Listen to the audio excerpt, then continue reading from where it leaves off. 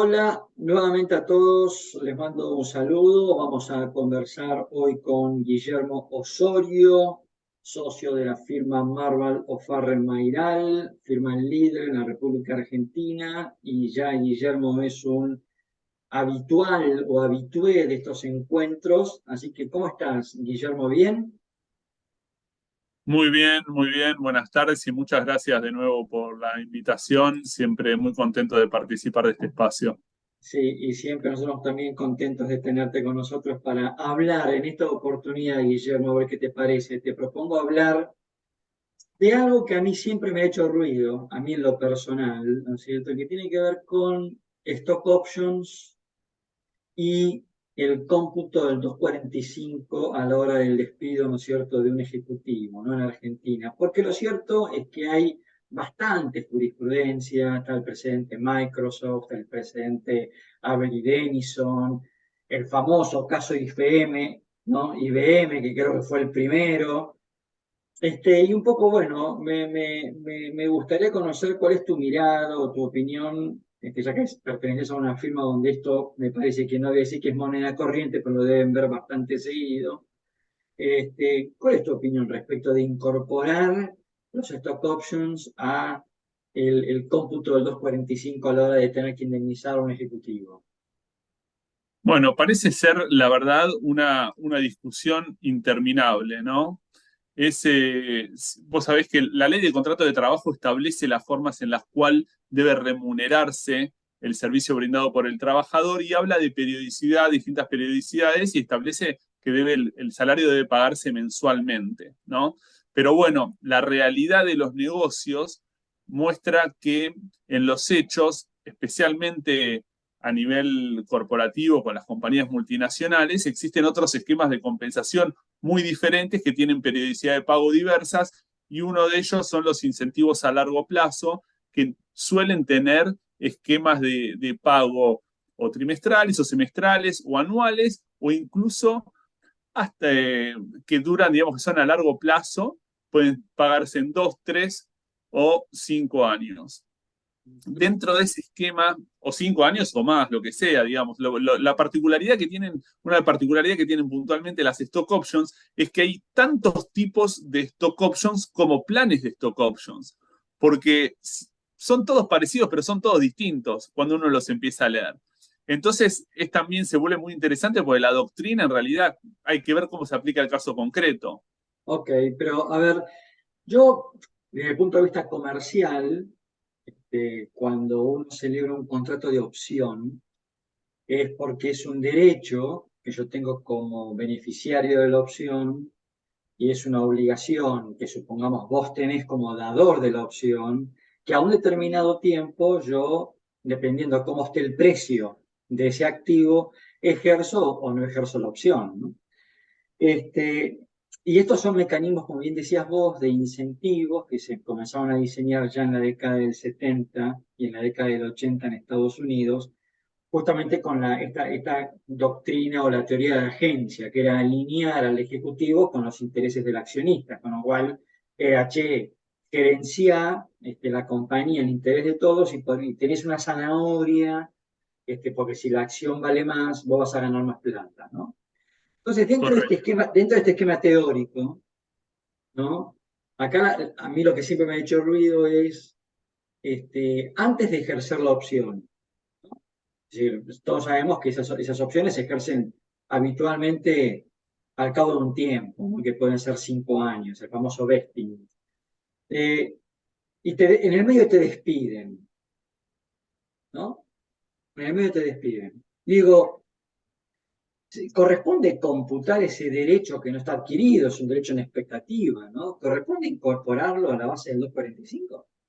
Bueno, la primera discusión en esos temas es si efectivamente se trata de un derecho adquirido o un derecho en expectativa y si tiene el trabajador, el empleado, derecho a reclamar algo sobre las acciones no vesteadas, sobre planes de incentivo que tenían un periodo posterior al distracto. La verdad es que no hay jurisprudencia concluyente al respecto, hay distintos puntos de vista, depende Ajá. mucho de los hechos del caso. Hemos visto, por ejemplo, casos en los cuales las acciones no estaban vestiadas. Al momento de la terminación del contrato de trabajo se cancelaron la posibilidad del trabajador de acceder a las acciones, de comprar las acciones, pues recordemos que las stock options tiene que haber una compra de las acciones y en definitiva el beneficio para el ejecutivo es el diferencial entre el precio de compra y el precio de mercado de las acciones. Correcto.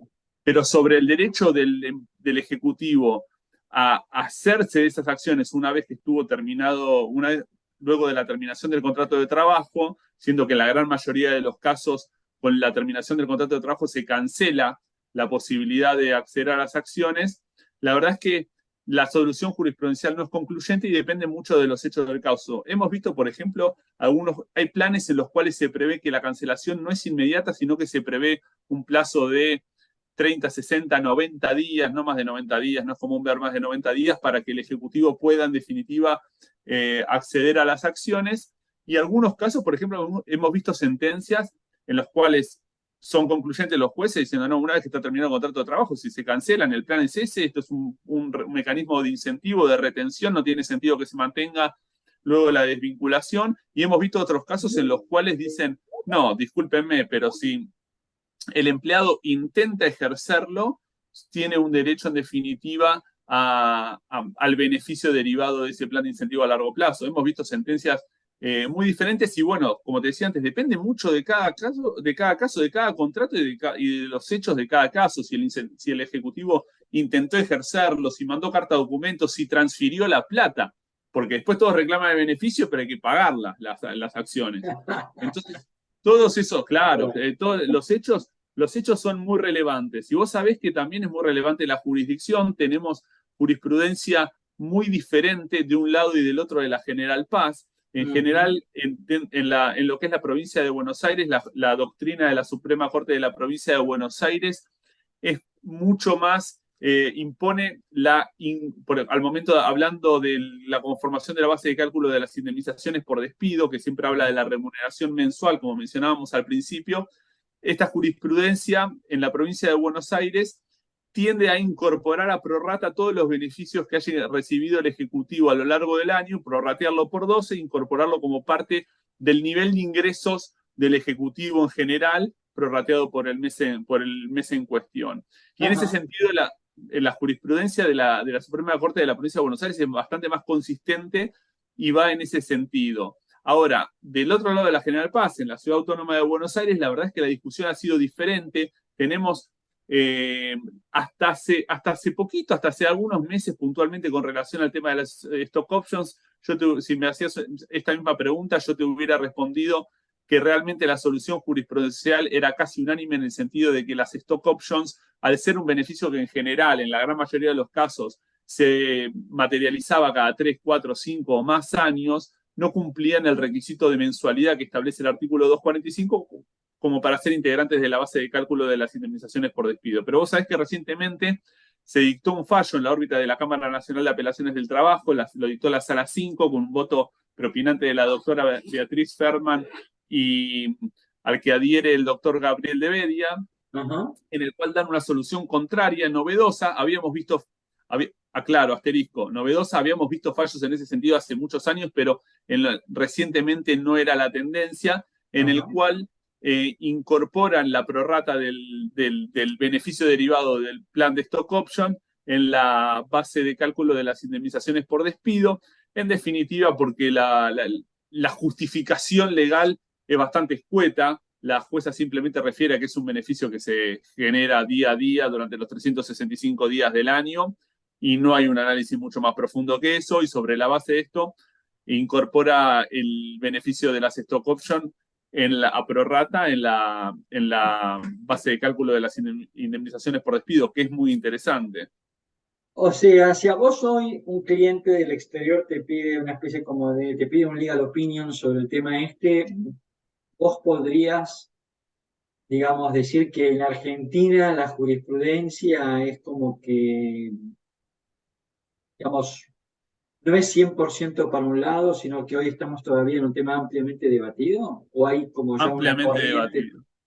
Ampliamente debatido, no solamente por este punto que te estoy comentando ahora, este nuevo fallo que obviamente plantea una solución jurisprudencial que quizás no era tan común recientemente, sino Ajá. porque, como te decía antes, las soluciones son muy diversas, según el contrato, la letra del contrato, los hechos del caso y la jurisdicción aplicable. Con lo cual, el espectro de posibles soluciones, la verdad, es que es amplio. Ahora, acá quiero ir un poquito más a la estructuración de estos esquemas. Y dado seguramente tu experiencia internacional en esto, digamos, habitualmente estos contratos, digamos, son contratos que vienen de casa matriz para los ejecutivos, ¿no es cierto?, de sus subsidiarias a nivel global. Correcto. Es un contrato que el ejecutivo firma, que casi me parece que no lo debe ni leer, este, donde seguramente se debe someter a la jurisdicción y legislación de casa matriz. Con lo cual acá también, digo, vos como asesor, es como que también tenés muy poco espacio, ¿no? Como para adecuar ese wording a nuestra jurisprudencia, o tenés la capacidad de poder recomendar algún tipo de modificación a ese template, por así decir. No, tenemos de todos los casos, ¿eh? Tenemos de todos los casos. Ajá. La verdad es que nuestro equipo trabaja mucho en el desarrollo de esquemas compensatorios para ejecutivos y normalmente, obviamente, siguiendo los lineamientos y parámetros de las políticas globales, porque no es que se inventa la pólvora para Argentina, pero sí trabajamos mucho en el diseño de planes de stock option, planes de phantom share o restricted stock units, es muy común. Ujú. Y eso es Ok. algo que se trabaja. Pero bueno, en definitiva, los lineamientos de la macro se mantiene y lo que hacemos en definitiva es ajustar e informar al cliente sobre cuáles son las eventuales consecuencias o cuáles son los eventuales riesgos asociados a uno u otro esquema y los beneficios también. Ujú. Pero trabajamos mucho sobre el tema. La verdad es que son consultas muy frecuentes y es algo con lo cual los clientes recurren a nosotros frecuentemente. Perfecto. Cuando un tribunal quiere asimilar el stock option a remuneración, ¿no es cierto? Hablando de habitualidad como el elemento característico de la remuneración y también lo que justamente sacó después de la doctrina Tulosay a los performance bonus, ¿no? Que lo sacó del 245 porque dijeron justamente esto no está habitual y está sometido, ¿no es cierto? El performance bonus está sometido a un resultado concreto.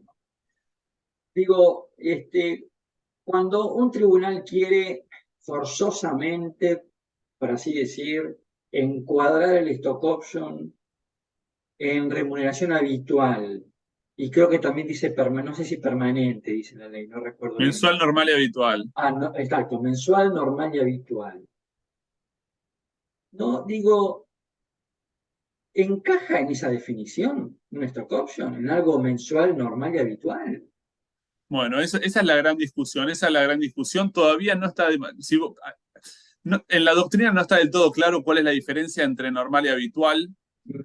Hay muchas teorías que sostienen que en definitiva el legislador quiso pasarle el resaltador y redondear más la misma idea de que tiene que ser algo que comúnmente ocurra, Ujú. pero que no hay una diferencia concreta entre esos dos conceptos. Pareciera ser, y no hay demasiadas discusiones, a que en los casos en los cuales los ejecutivos a lo largo de su carrera, si están muchos años en la empresa y en los planes y están incluidos en los planes de incentivo a lo largo de su carrera, pareciera no haber demasiadas discusiones respecto de que esto es remuneración. Uno, esa discusión está zanjada, es remuneración, y que la remuneración es normal y habitual. Lo que pareciera está todavía en tela de juicio y se está discutiendo mucho es el carácter de mensualidad del beneficio. Ahora, vos fíjate que más allá de esta discusión de si es mensual, normal y habitual, yo voy a ir un poquito más lejos contigo y a ver que exploremos juntos esta idea, que es lo siguiente. Los stock options, a mi modo de ver, son esquemas de incentivo que para mí no remuneran la prestación del servicio. La prestación del servicio lo remuneran otras cosas. Ahora, el stock option no remunera nada, es un incentivo que se le da al ejecutivo justamente para tirar del mismo carro, ¿no es cierto? Para evitar Alinear situaciones, intereses. alinear intereses, evitar situaciones de conflicto, como bien vos decís. Por lo tanto, yo diría hasta incluso iría más allá. Yo diría, el stock option no forma parte de la remuneración, es otra cosa es otro animal completamente distinto. ¿Qué opinas vos de esto? Ciertamente eso es un animal distinto. La pregunta es si es un animal de la misma especie como para aún así ser considerado de remuneración. La verdad es que comparto tus inquietudes y ha habido muchas discusiones al respecto. Hoy parecería ser que la jurisprudencia en ese sentido zanjó la discusión. Yo no recuerdo precedentes recientes en los cuales la justicia se haya expedido en sentido contrario, afirmando que esto no es remuneración. Creo que el paraguas que abrió en su momento la Corte Suprema de Justicia de la Nación con el precedente aquel de Pérez con Disco, en el cual daban una definición bastante más amplia en función de los convenios con la OIT de lo que es remuneración, en función de ese paraguas legal que abrió la Corte Suprema de Justicia de la Nación, tenemos pocos argumentos para no considerarlo remuneratorio, Ah, pero ciertamente es una discusión que se ha dado, que se ha planteado muy seriamente y en su momento hubo fallos en ambos sentidos. ok, porque, y ya para ir cerrando, Guillermo, ¿no? Porque la verdad que es súper interesante este debate. Porque acá la pregunta, como bien decíamos antes, el esquema contractual de stock options es que la ganancia del ejecutivo está en el diferencial entre el precio de compra de la acción, ¿no es cierto? O el precio fijado de la acción al momento de firmar el contrato y la fecha en la cual yo voy a ejercer la opción, ¿no? Si yo estoy fijando un precio a 1 y la acción mañana vale 100, gané 99, ¿no? Ahora, ¿qué pasa si la acción en vez de valer 99 vale 0,99? ¿No es cierto? Y digamos, ahí esto cómo lo desmenuzamos, porque ahí el Ejecutivo probablemente no ejerza la opción o la ejerza para computar una pérdida y la descuenta de ganancias, pero lo cierto es que no ganó nada, perdió, ¿entendés? Entonces es como que es difícil, a mi modo de ver, anticiparnos, ¿no es cierto? Y considerar que esto es remuneración cuando todavía no sabemos cuál va a ser el precio futuro de la acción. ¿Me seguís? Sí, bueno, es un tema recontra complejo. Obviamente, claro, está el beneficio que obtiene el trabajador al momento de la fecha de ejercicio de la opción de compra de la acción, y ahí se ve, y ahí normalmente se va a considerar que esto es un beneficio de cuarta categoría, ¿no? Y grabado como tal bajo la licuota de cuarta categoría, que es más Exactamente. gravosa. No quiero hacer ejercicio ilegítimo del derecho tributario, porque además que salgo de mi zona de confort. Pero bueno, el diferencial que se produzca a partir de entonces, obviamente ahí ya de alguna manera el Ejecutivo está actuando en su carácter de accionista, ¿no? Y puede optar si mantener o vender, dependiendo de los términos de las Exactamente. acciones y cuáles sean los requerimientos y las condiciones específicas. Pero bueno, Exactamente. alto lío se arma y hemos visto batallas judiciales al respecto cuando después del ejercicio, después de la compra, posteriormente baja el precio de las acciones. Y ahí se arma, porque digamos, cuando el precio del ejercicio está el precio de mercado está por debajo del precio de ejercicio antes del momento del ejercicio, no hay mucha discusión porque nadie la ejerce. Exactamente. Punto. El problema Exacto. pasa cuando se ejerce y luego baja, y ni hablar si todavía no se tributó ganancias. Que en estos esquemas de alta inflación, la verdad es que la cuestión se diluye, pero digamos, años atrás, cuando no había tanta inflación, el problema financiero podía agravarse, incluso generar un conflicto. Y eso hemos tenido casos. Bien.